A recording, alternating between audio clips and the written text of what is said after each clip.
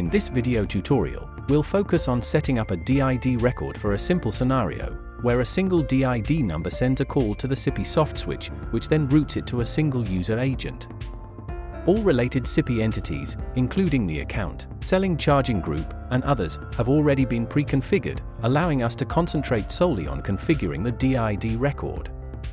For more details about this scenario or instructions on creating the prerequisite entities, please refer to the full version of this video, the basic configuration tutorials, or the Sippy documentation.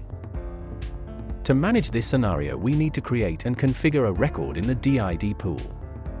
Before proceeding with the configuration, you may review the diagram that shows the nested interdependencies between Sippy soft switch entities and see which entities need to be created for this scenario.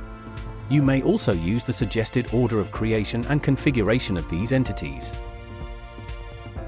Please keep in mind that for this scenario, it is crucial to ensure that the routing group assigned to the account has the use connection field in the OnNet routing section set to default.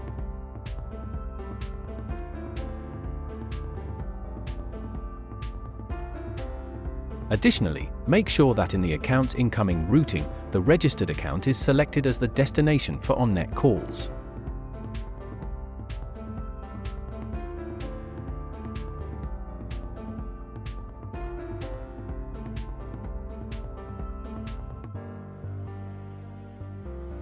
Now, let's move on to configuring the DID record for this call scenario. Create the DID record in the DID pool.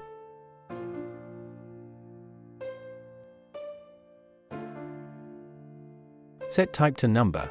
Enter the DID number subscribed by OneMan. Assign the DID to the OneMan account.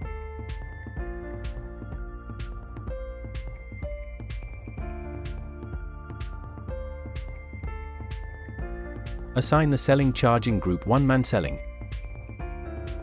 Select the vendor connection for authentication.